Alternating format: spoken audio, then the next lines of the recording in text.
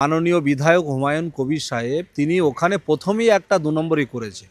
গোটা পশ্চিমবঙ্গের মুসলিমদের কাছে তিনি বার্তা দিয়েছিলেন যে মক্কা শরীফ থেকে ইমাম আসবে। আপনারা জানেন যে দুজনকে উনি মক্কার ইমাম বলে চালিয়ে দিলেন। তাদের একজনের বাড়ি পূর্ব মেদিনীপুরের নন্দীগ্রামে, আর একজনের বাড়ি আমাদের মুর্শিদাবাদে। সুতরাং প্রথমেই এখানে একটা চিট হয়েছে, এটা সারা ভারতবর্ষে সারা পশ্চিমবঙ্গের মুসলিমরা বুঝে গেছে। মসজিদে যাওয়া যেতেই পারে, উদ্বোধনে যারা গিয়েছে যেতেই পারে।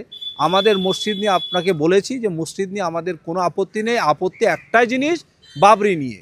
বাবরি নামকরণ কেন করতে হবে? কেন এখানে মক্কা মসজিদ নয়? কেন মাদানী মসজিদ নয়? কেন মসজিদে মোহাম্মদ নয়? আমাদের প্রফেক্ট তো আমাদের কাছে সবথেকে বেশি প্রিয়। আর আপনাদেরকে বলে রাখি যে বাবর কে ছিল? বাবর ছিল মুঘল সাম্রাজ্যের প্রতিষ্ঠাতা, ফাউন্ডার।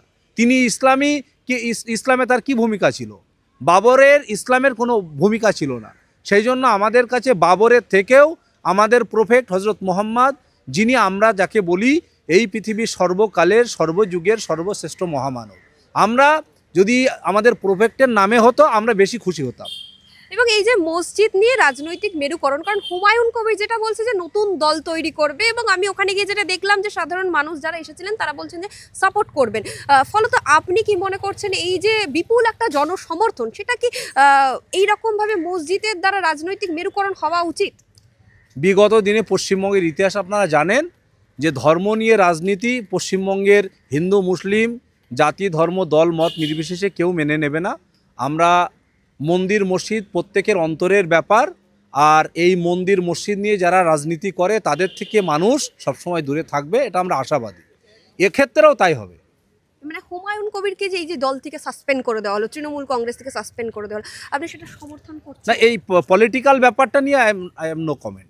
বেশ বেশ, আমি যেটা আরও একটা বিষয় আসতে চাইছি, এই যে 15 বছর ধরে যে সরকার রয়েছে রাজ্যে, সেক্ষেত্রে আপনি অল ইন্ডিয়া ইমাম অ্যাসোসিয়েশনের প্রেসিডেন্ট হয়ে কি বলবেন? সংখ্যালঘু মানুষরা এই মুহূর্তে পশ্চিমবঙ্গে কোথায় দাঁড়িয়ে রয়েছে? মানে আমি বলছি, একটা মানুষ বেঁচে থাকার জন্য যে শিক্ষা, স্বাস্থ্য, যে পরিকাঠামোগুলো দরকার, সেই পরিকাঠামোটা কোথায় দাঁড়িয়ে রয়েছে, কতটা উন্নত হলো? প্রথমেই বলি, আমাদের কাছে দুটো সরকার আছে, একটা কেন্দ্রীয় সরকার, একটা রাজ্য সরকার। প্রথমেই বলি, কেন্দ্রীয় সরকার সংখ্যালঘুদের জন্য তেমন কোনো উন্নয়ন কিন্তু করেনি। সেই ক্ষেত্রে আমরা দেখেছি বাংলায় এই সরকার সংখ্যালঘুদের জন্য হয়তো 100% করতে পারেনি, কিন্তু অনেক কাজ সংখ্যালঘুদের জন্য করে দিয়েছে।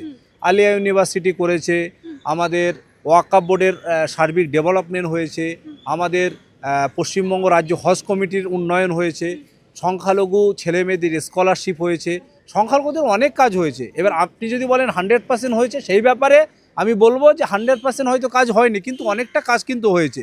সেই ক্ষেত্রে কেন্দ্রীয় সরকার কিন্তু সংখ্যালঘু উন্নয়নের সম্পূর্ণ ব্যর্থ, এটাই বলতে পারি। কিন্তু আমরা তো এটাও দেখতে পাচ্ছি যে মাদ্রাসায় নিয়োগ নেই, ফলত রাস্তায় মিছিল হচ্ছে, মানে যারা শিক্ষকরা, হবু শিক্ষকরা, তারাও তো রাস্তায়। আপনি জানেন যে সম্প্রতি মাদ্রাসায় রিক্রুটমেন্ট হয়েছে, এবং যারা অ্যাপার্টমেন্ট পেয়েছে অনেক মাদ্রাসাতে তারা কিন্তু জয়েনও করে নিয়েছে। আর আপনি যেটা বলছেন আনএডেড নিয়ে কিছু সমস্যা আছে, আনএডেড নিয়েও সরকার নিশ্চিতভাবে যারা প্রার্থী রয়েছে তাদের সাথে সরকার আলোচনা করছে। আর সম্প্রতিকালে কিন্তু সম্ভবত সপ্তম এসএলটি মাদ্রাসা কিন্তু রিক্রুটমেন্ট হয়েছে, এবং সেই রিক্রুটমেন্টের মাধ্যমে যারা কোয়ালিফাই হয়েছে তারা কিন্তু সম্প্রতির সময় কিন্তু তারা জয়েন করে স্কুলে, এই হাই মাদ্রাসা বা সিনিয়র মাদ্রাসায় তারা কিন্তু চাকরি করছে। আমি একদম শেষ প্রশ্ন করব, এই যে বিপুল অংশের যারা সংখ্যালঘু মানুষ এখনো পর্যন্ত হুমায়ুন কবিরের সঙ্গে আছেন, তাদের উদ্দেশ্যে আপনি কি বলবেন, কি বার্তা দেবেন? প্রত্যেক মানুষের কাছে, পশ্চিমবঙ্গ সহ ভারতবর্ষের মুসলিমদের কাছে আবেদন করতে চাই, মুসলিমরা ধর্ম আলাদা জিনিস, এবং অত্যন্ত সাবধানতার সাথে মুসলিমরা যেন পা বাড়ায়। কারণ যারা ধর্ম নিয়ে রাজনীতি করে তাদের থেকে সবসময় দূরে থাকতে হবে। আগে আমাদের ভারতবর্ষের সংস্কৃতি, ভারতবর্ষের সংহতি, পশ্চিমবঙ্গের সংস্কৃতি, পশ্চিমবঙ্গের সংহতি, এটা যারা বিনষ্ট করতে চাইছে তাদের থেকে আমি ভারতবর্ষের মুসলিম সম্প্রদায়কে আবেদন করব, অল ইন্ডিয়া ইমাম অ্যাসোসিয়েশনের সভাপতি হিসাবে, যে জিনিস দ্বারা ভারতবর্ষের সম্প্রীতি নষ্ট হতে পারে সেই জিনিস থেকে আপনারা দূরে থাকবেন।